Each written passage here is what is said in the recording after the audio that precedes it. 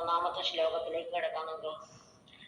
തം പ്രാപ്യ സർവാവയവാനവദ്യം വ്യാവർത്തതന്യോപഗമാകുമാരി നഹി പ്രഫുല്ലം സഹതാരവേദ്യ വൃക്ഷാന്തരം കാക്ഷതി ഷഡ്പദാവലി.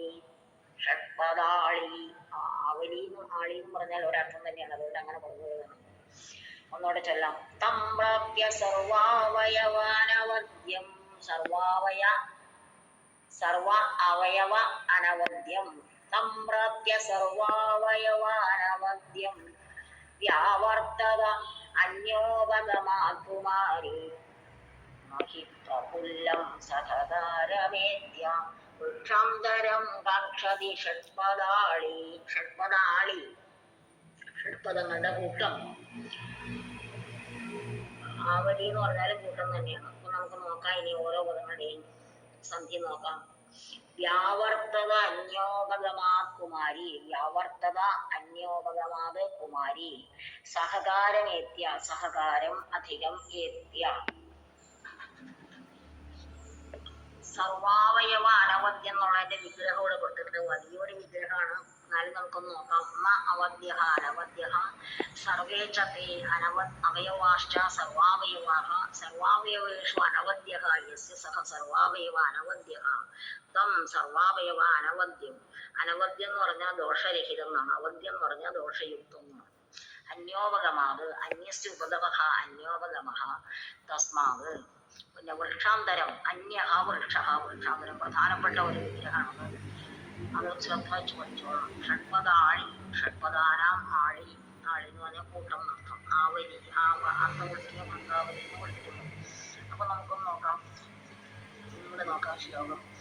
തം പ്രാപ്യ സർവാവയവാനവദ്യം വ്യാവർത്തത അന്യോപഗമാത് കുമാരി നഹി പ്രഫുല്ലം സഹകാരമേത്യ വൃക്ഷാന്തരം കാക്ഷതി ഷഡ്പദാളി. കുമാരി എന്ന് പറഞ്ഞാൽ ഇന്ദുമതി. സർവാവയവ അനവദ്യം, സർവാവയവ രമ്യം. ഒരവയവങ്ങൾക്ക് ഒരു കുഴപ്പമില്ലാത്ത എന്ന് പറഞ്ഞാൽ നമുക്ക് സുന്ദരങ്ങളായ അവയവങ്ങളുള്ള എന്നർത്ഥം. അതാണ് അനവദ്യം എന്ന് പറഞ്ഞാൽ ദോഷരഹിതം. സർവാവയവങ്ങളിലും ദോഷരഹിതമായിട്ടുള്ള തം പ്രാപ്യ, അദ്ദേഹത്തിന്റെ അടുത്തെത്തിയിട്ട് അന്യോപഗമാത് മറ്റൊരാളെ സമീപിക്കുന്നതിൽ നിന്ന് വ്യാവർത്തത വിമുഖയായി. അപ്പോ നമ്മൾ ചിത്രത്തിൽ കാണുന്നത് പോലെ ഒരു രാജകുമാരന്റെ മുഖം തെളിഞ്ഞിരിക്കുന്നുണ്ട്, അത് അജകുമാരനാണ്. അജകുമാരന്റെ അടുത്തെത്തിയപ്പോ അവൾക്ക് അജകുമാരനോട് ഇഷ്ടപ്പെട്ടു. ഒരു ദോഷവും പറയാനില്ലാത്ത ഒരു രാജകുമാരൻ. അതാണ് തം പ്രാപ്യ അന്യോപഗമാത് വ്യാവർത്തത. മറ്റൊരാളുടെ അടുത്തേക്ക് പോകുന്നതിൽ നിന്ന് അവൾ മുഖം തിരിച്ചു എന്ന് പറഞ്ഞാൽ മറ്റൊരാളുടെ അടുത്തേക്ക് പോകാൻ അവൾക്ക് പിന്നെ ഇഷ്ടമായില്ല. ഹി, എന്തുകൊണ്ടെന്നാൽ, ഹി എന്നുള്ള വാക്കിന് ഇവിടെ എന്തുകൊണ്ടെന്നാൽ എന്നാണ് അർത്ഥം. എന്തുകൊണ്ടെന്നാൽ ഷഡ്പദാളി, ഷഡ്പദങ്ങളുടെ കൂട്ടം, പണ്ടുകളുടെ കൂട്ടം, പ്രഫുല്ലം സഹകാരമേത്യ പൂത്തുലഞ്ഞു നിൽക്കുന്ന തേന്മാവിന്റെ അടുത്ത് എത്തിയിട്ട് വൃക്ഷാന്തരം കാക്ഷതി, മറ്റൊരു വൃക്ഷത്തെ ആഗ്രഹിക്കില്ല. മാവ് പൂക്കുന്ന കാലം എന്ന് പറഞ്ഞാൽ നല്ല സുഗന്ധം, പിന്നെ അതിമനോഹരം, അതിൽ നിന്ന് ധാരാളം തേൻ കിട്ടും. അപ്പോ മൃഗങ്ങളുടെ, വണ്ടുകളുടെ കൂട്ടം പൂത്തുലഞ്ഞു നിൽക്കുന്ന ഒരു തേന്മാവിനെ കണ്ടാൽ പിന്നെ മറ്റൊരു വൃക്ഷത്തിലേക്ക് പോകില്ല. എന്തൊരു നല്ല ഉപമാപ്രയോഗമാണെന്ന് നോക്കൂ. ഓരോ പദ്യത്തിലും ഉപമാപ്രയോഗമുണ്ട്. അപ്പൊ ഉപമാപ്രയോഗം ഉള്ള ശ്ലോകങ്ങൾ നോക്കി തിരഞ്ഞെടുത്തിട്ടാണ് നിങ്ങൾക്ക് ഇത് പഠിക്കാൻ വെച്ചിരിക്കുന്നത്. അപ്പോ അജകുമാരനാണ് ആ ചിത്രത്തിൽ തെളിഞ്ഞിരിക്കുന്നത്. അപ്പൊ അജകുമാരനെ കണ്ട അജകുമാരനെ കുറിച്ചുള്ള വർണ്ണനകൾ തോഴി പറയുന്നത് കേട്ടപ്പോ മറ്റൊരാളുടെ അടുത്തേക്ക് നീങ്ങുന്ന കാര്യത്തിൽ നിന്ന് അവൾ പിന്തിരിഞ്ഞു. മറ്റൊരാളുടെ അടുത്തേക്ക് പോകാൻ അവൾക്ക് വൈമുഖ്യമുണ്ടായി എന്ന് പറഞ്ഞാൽ ഇയാളെ തന്നെ വിവാഹം കഴിക്കണമെന്ന് വിചാരിച്ചു എന്നർത്ഥം. ഇതിലേക്ക് കിടക്കാം. ഭൃംഗാഹ, വണ്ടുകൾ, പ്രഫുല്ലം ചൂതവൃക്ഷം സംപ്രാപ്യ. പ്രഫുല്ലമായ എന്ന് പറഞ്ഞാൽ പൂത്തുലഞ്ഞു നിൽക്കുന്ന തേന്മാവിന്റെ അടുത്തെത്തിയിട്ട് അന്യം വൃക്ഷം ഗന്ധും നേച്ഛന്തി, മറ്റൊരു വൃക്ഷത്തിലേക്ക് പോകാൻ പിന്നെ ഇഷ്ടപ്പെടില്ല. അത്രമാത്രം ഭംഗിയും പിന്നെ സുഗന്ധപൂർണവും തേൻ നിറഞ്ഞതും ഒക്കെയാണ് തേന്മാവ് എന്ന് പറയുന്നത്. തഥാ, അപ്രകാരം, സാ ഇന്ദുമതി, നമ്മുടെ സ്വയംവര കന്യക അംഗലാവണ്യയുക്തം തം രാജകുമാരം ഉപഗമ്യ. അംഗലാവണ്യത്തോടു കൂടിയ സുന്ദരനായ, ഒരു അവയവത്തിന് ഒരു കുഴപ്പവും പറയാനില്ല, നല്ല മൂക്ക്, നല്ല ചെവി, നല്ല തല, നല്ല നെറ്റി, അങ്ങനൊക്കെ വിശദീകരിച്ച് വേണമെങ്കിൽ നമുക്ക് പറയാം. അതാണ് ഇവിടെ സർവാവയവ അനവദ്യം നമ്മൾ പഠിച്ചല്ലോ. എല്ലാ അവയവങ്ങളും ദോഷരഹിതങ്ങളായിട്ടുള്ള, അവദ്യം ദോഷയുക്തം, അനവദ്യം ദോഷരഹിതം, ആ ഓർമ്മയിൽ വെച്ചുള്ള അംഗലാവണ്യയുക്തം തം രാജകുമാരോ ഉപഗമ്യ. ആ രാജകുമാരനെ സമീപിച്ചിട്ട് തതഹ ഗന്ധും ഉത്സുകാബോധ്, അവിടുന്ന് പോകാൻ ഉത്സാഹമുള്ളവളായില്ല എന്ന് പറഞ്ഞാൽ ആ രാജകുമാരനെ വിട്ടിട്ട് മറ്റൊരു രാജകുമാരന്റെ അടുത്തേക്ക് എത്താനായിട്ട് താല്പര്യം തോന്നിയില്ല. രാജകുമാരനെ തന്നെ വിവാഹം ചെയ്യണം. അവള് വരണമാല്യം അണിയിക്കാൻ തീരുമാനിച്ചു.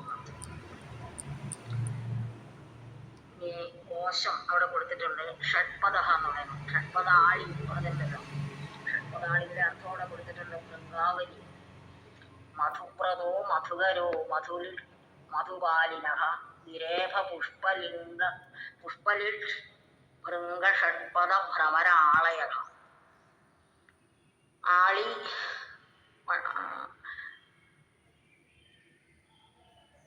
ഇവിടെ ആവലി എന്ന് കൊടുത്തിട്ടുണ്ട്. ഇവിടെ ഭ്രമര അളയഹ എന്നാണ്. അളി എന്ന് പറഞ്ഞാൽ വണ്ടെന്നാണ്. അപ്പൊ നമുക്ക് നോക്കാം. മധുവ്രത ഷഡ്പദത്തിന്റെ പര്യായതാണ്. മധുകരഹ, മധുലിട്ട്, പിന്നെ മധുപാലി, പിന്നെ ദിരേഭ, പുഷ്പലിഷ്, ഭൃംഗഹ, ഷഡ്പദ, ഭ്രമരഹ, അളിഹി. ഇത്രയും പര്യായപദങ്ങളുണ്ട്. പര്യായപദങ്ങൾ വേണമെങ്കിൽ നിങ്ങൾക്ക് എഴുതി അയച്ചിട്ട് തരുന്നതായിരിക്കും. അടുത്ത 4ാമത്തെ ശ്ലോകത്തിലേക്ക് കിടക്കാം. കുലേന കാന്ത്യാ വയസാ നവേന ഗുണൈശ്ച തൈസ്തൈർവിനയ പ്രധാനൈഃ ത്വമാത്മനസ്തുല്യമമും വൃണീഷ്വ രത്നം സമാഗച്ഛതു കാഞ്ചനേന. എന്ത് മനോഹരമായിട്ടാണ് അത് കാളിദാസൻ എഴുതിയിരിക്കുന്നത്. കുലേന കാന്ത്യാ വയസാ നവേന ഗുണൈശ്ച തൈസ്തൈർവിനയ പ്രധാനൈഃ ത്വം ആത്മനസ്തുല്യമമും വൃണീഷ്വ രത്നം സമാഗച്ഛതു കാഞ്ചനേന. ഇത് തോഴി പറയുന്ന വാക്കാണ്. ത്വം അമും വൃണീഷ്വ, നീ ദേഹത്തെ വരിച്ചുകൊള്ളൂ. വൃണീഷ്വ, വരിക്കൂ, വരണമാല്യം അണിയിക്കൂ എന്നാണ് അർത്ഥം. എങ്ങനെയുള്ള ഇവനെയാണ്? കുലേന, കുലമഹിമ കൊണ്ടും. കുലമഹിമ എന്ന് പറഞ്ഞാൽ രഘുകുലത്തിലെയാണ് മഹിമ. പിന്നെ പറയേണ്ടതുണ്ടോ? രഘുകുലം ലോകപ്രശസ്തമായ കുലം. കാന്തി, സൗന്ദര്യം. നവേന വയസ്സ, പുതിയ വയസ്സ്, അതായത് യൗവനാവസ്ഥ. ഗുണൈഹി, ദൈഹി വിനയപ്രധാനൈഹി ഗുണൈഹി ച, ഓരോരോ ഗുണങ്ങളും വിനയപ്രധാനങ്ങളാണ്. അതായത് വിനയത്തോടു കൂടിയാണ് അദ്ദേഹത്തിന്റെ സംസാരം, വിനയത്തോടു കൂടിയാണ് പെരുമാറ്റം, വിനയത്തോടു കൂടിയാണ് അദ്ദേഹത്തിന്റെ നോട്ടം, എല്ലാം. അതാണ് തൈഹി വിനയപ്രധാനൈഹി ഗുണൈഹി. ഓരോരോ ഗുണങ്ങളും വിനയപ്രധാനങ്ങളാണ്. അങ്ങനെയുള്ള അമും ത്വം വൃണീഷ്വ, നീ വരിക്കൂ. എന്താണ് അവനെ വരിക്കൂ എന്ന് പറയാൻ കാരണം? ആത്മനസ്തുല്യം, നിനക്ക് തുല്യനാണ് ഇവൻ എല്ലാ ഗുണങ്ങളിലും. കുലം കൊണ്ടും, കാന്തി കൊണ്ടും, യൗവനം കൊണ്ടും, ഗുണങ്ങൾ കൊണ്ടും. ആത്മനഹ തുല്യം അമും, നിനക്ക് തുല്യനാണ് ഇയാൾ, നിനക്ക് സമനാണ് ഇയാൾ. അങ്ങനെയുള്ള അമും, ഇവനെ ത്വം വൃണീഷ്വ, നീ വരിക്കൂ. വൃണീഷ്വ ഒക്കെ ക്രിയാപദങ്ങളുടെ കാര്യങ്ങളൊക്കെ അവസാനം കൊടുത്തിട്ടുണ്ട്. അതൊക്കെ നമുക്ക് നോക്കാം. വൃഞ്ഞു വരണേ എന്നുള്ള ധാതുവിന്റെ ആത്മനേപദത്തിലെ ലോട്ടാണ്.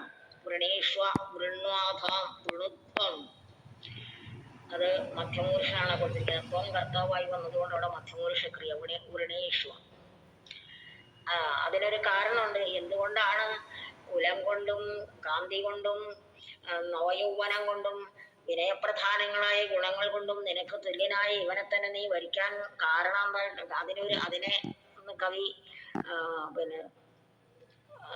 അതിനൊരു ഉദാഹരണം പറയാണ്. രത്നം സമാഗച്ഛതു കാഞ്ചനേന, രത്നം കാഞ്ചനവുമായിട്ട് സമാഗമിക്കട്ടെ. രത്നം കാഞ്ചനത്തോട് ചേരട്ടെ.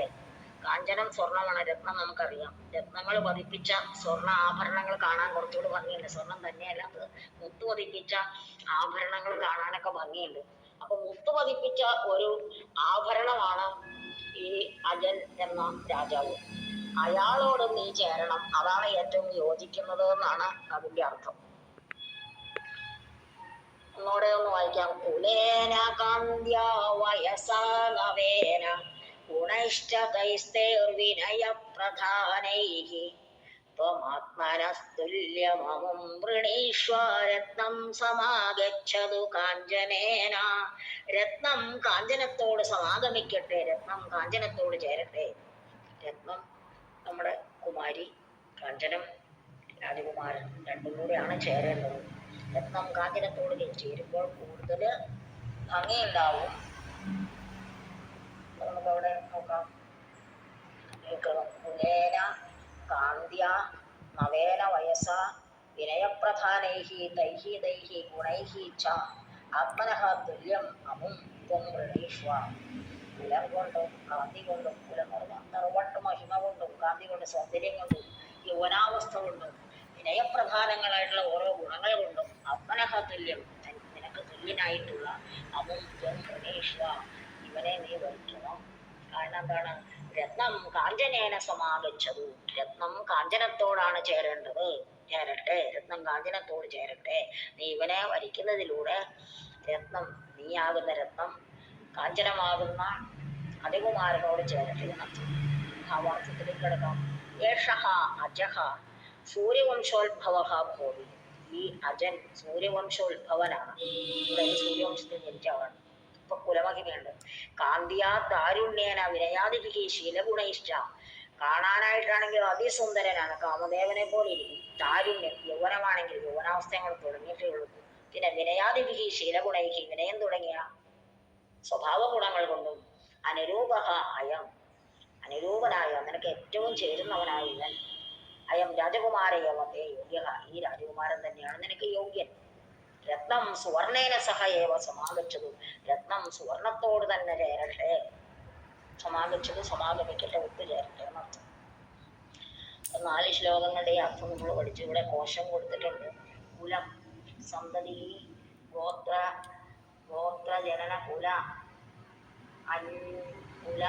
കുലാനി, അഭിജന അന്വയവും ഇതൊക്കെ ഞാൻ പതിപ്പിച്ച് നിങ്ങൾക്ക് എഴുതിത്തരുന്നതാണ്. രത്നം മണി, രത്നം മണിർ ദ്വയോരശ്മജാതവും മുക്താദികേ അഭി.